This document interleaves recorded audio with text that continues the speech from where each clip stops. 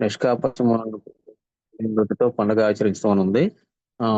Brother ఇప్పటి వరకు చెప్పారు. మనం పండుగ ఆచరించాలంటే దానికంటే ముందు కొన్ని సన్నాహాలు ఉంటాయి.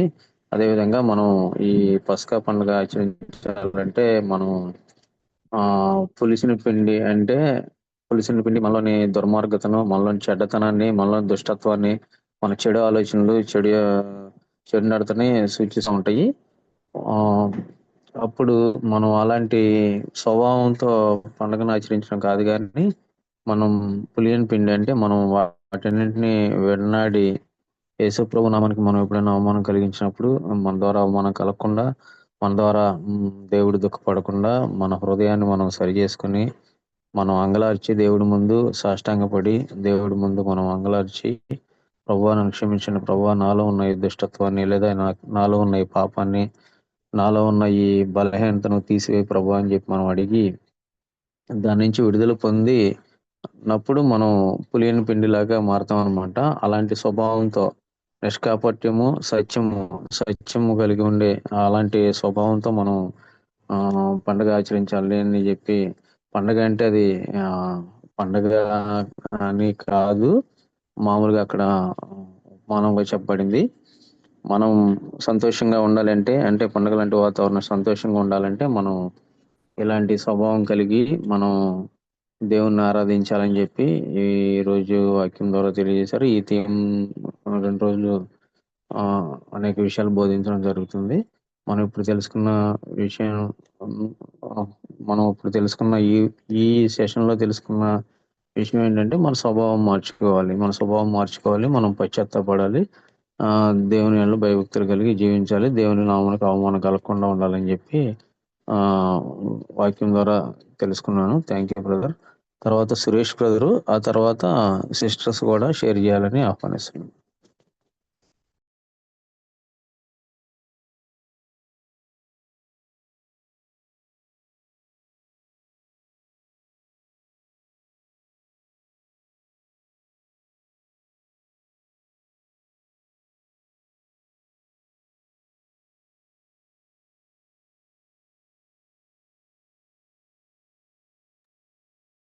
సురేష్ బ్రదర్.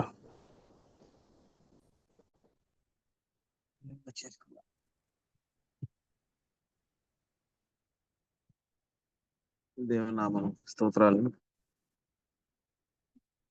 బ్రదర్ చెప్పిన వాక్యాలను బట్టి ముందుగా దేవునికి కృతజ్ఞతాస్తుతులు చెల్లించుకుంటున్నాం. పండుగ అంటే మనం ఎలా జరుపుకోవాలో, ఇది ఎలా చేసుకోవాలో అనేది ముఖ్యం కాదు, కానీ ఇదేంటంటే మనం ఇతరుల పట్ల సమతుల్యంగా ఉండటం, అంటే అసూయ లేకుండా సమాధాన పడటం, అదే నిజమైన పండుగ అని మనకు తెలియజేశారు. ఎందుకంటే అదే నిష్కపటమైన, అంటే ఎటువంటి దుర్మార్గపు ఆలోచనలతో లేకుండా ప్రతి విషయంలో కూడా మనం తగ్గించుకునే విధంగా ఇతరులతో సమాధాన పడటం, అదే నిజమైన పండుగ. ఇదే అంటే ఈ విధంగా మనం చేస్తేనే అదే నిజమైన పండుగ. పండుగలంటే మనం ఆచారపరంగా చేసుకునే పండుగలు కాదు.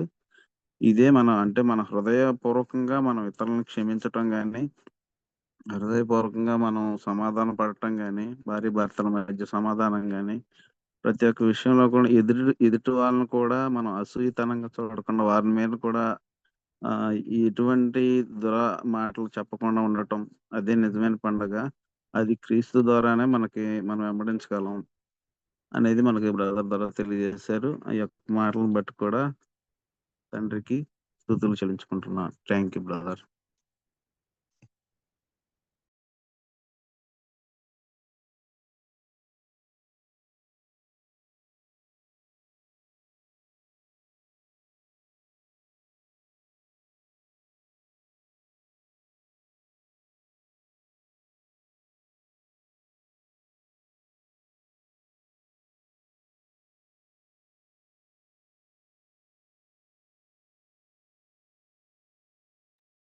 నెక్స్ట్ సిస్టర్స్ ఎవరైనా ఉంటే వారు షేర్ చేయాలని ఆహ్వానిస్తున్నాను.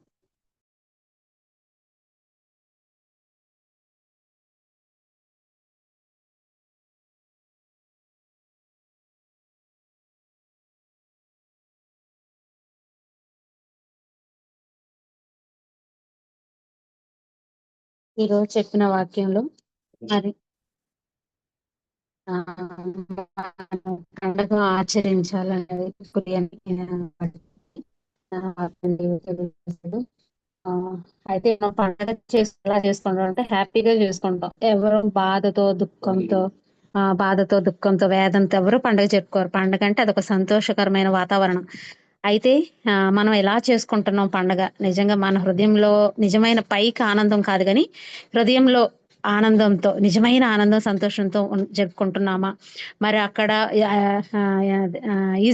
ఐగుప్తు దేశంలో ఇశ్రాయేలీయులు వాళ్ళు ఎంతో బాధపడి నిజంగా మొర్ర పెట్టారు, దుఃఖపడ్డారు. ఆ బాధని దేవుడు చూశాడు, వాళ్ళకి విడుదల ఇచ్చాడు. అలాగే మరి మన వ్యక్తిగత జీవితంలో గాని మరి మన కుటుంబ జీవితంలో గాని సంఘ జీవితంలో గాని మరి మన వ్యక్తిగత జీవితంలో మనం దేన్నైనా జయించలేకపోతున్నామా? ఏదన్నా పరిస్థితులు వచ్చినప్పుడు అయ్యో ఎందుకు ప్రవ్వా ఇలా నేను దీన్ని జయించలేకపోతున్నాను, ఎందుకు మాటికి మాటికి నేను పడిపోతున్నాను ఈ ఈ పాపంలో అని మనం దేవుని దగ్గర అలాగ మొర్రపెట్టి ఇశ్రాయేలీయులు ఎలా మొర్రపెట్టారో దుఃఖపడ్డారో తర్వాత వారికి విడుదల వచ్చింది, గొప్ప సంతోషం వాళ్ళు చేరుకున్నారు పస్కా ఇది. అలాగే మనం కూడా మన వ్యక్తిగత జీవితంలో దేన్ని జయించలేకపోతున్నాము, అయ్యో ఇది నేను ఎందుకు జయించలేకపోతున్నాను ప్రభువా, నువ్వు నాతో ఉంటే ఇది ఇలా జరుగుతుందా, నా కుటుంబంలో నా బిడ్డల మాట వినకపోవటమే గాని లేదా సంఘంలో పరిస్థితులే గాని నా వ్యక్తిగతలు దేనైతే జయించలేకపోతున్నా నువ్వు నాతో ఉంటే ఇలా జరుగుతుందా, లేదు కదా నేను తప్పకుండా జయించగలను అని మనం దేవుని దగ్గర మొదట అంగలార్చి మొర్రపెట్టి దుఃఖపడే వారిగా ఉన్నామా? ఆ విధంగా మనం ఎప్పుడైతే మొదట దుఃఖపడినట్లయితే దేవుడు తప్పకుండా మనకి మన మొర్ర వింటాడు, ఇశ్రాయేల్ మొర్ర విన్నట్లుగా. అలా ఎప్పుడైతే ఆయన మొర్ర విన్నాడో మనకి గొప్ప ఆనందం సంతోషం.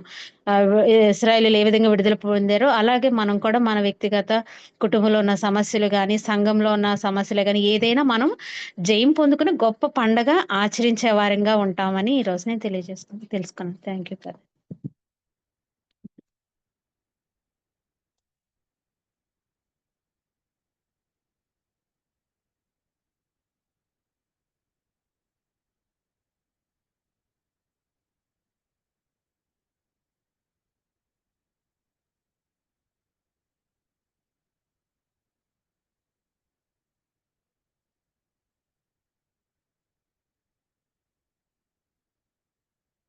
ఇంకా సిస్టర్స్ ఎవరైనా ఉంటే షేర్ చేయాలి.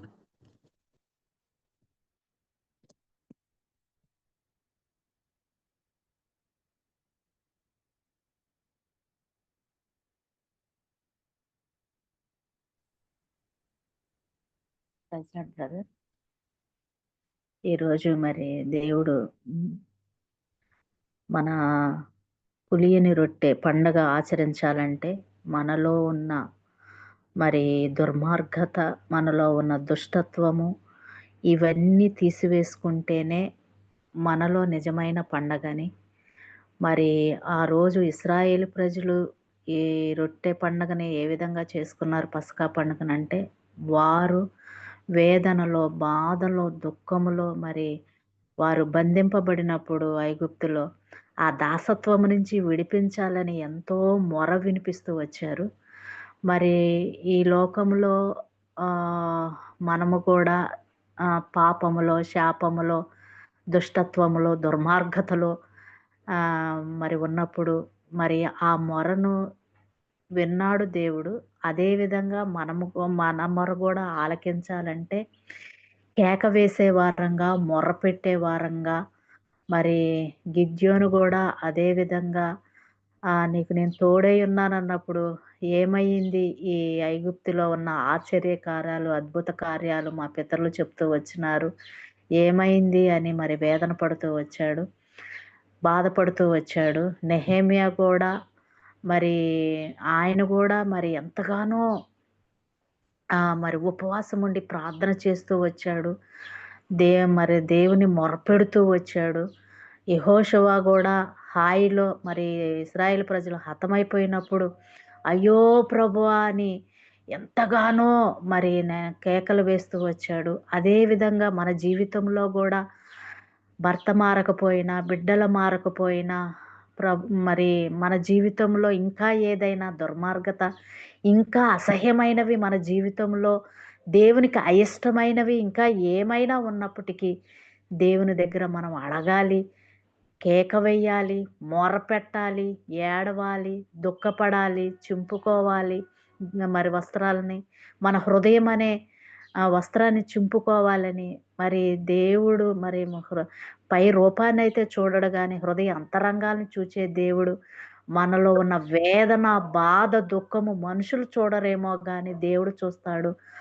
మరి మన కుటుంబంలో శాంతి లేకపోయినా, సమాధానం లేకపోయినా, నెమ్మది లేకపోయినా దేవుడిని మొరపెట్టి కన్నీరు కార్చినప్పుడు ఆ కన్నీరు తుడిచే దేవుడు ఆయన అని మరి ఆ విధంగా మనము మొరపెడితే మన జీవితంలో అనుదిన జీవితంలో దినదినము పండుగ జీవితం అది క్రీస్తుగా ఉంటాడని మరి నేను తెలుసుకున్నాను. Praise Lord brother. ఈ session closing prayer Sowjanya sister చేస్తారు.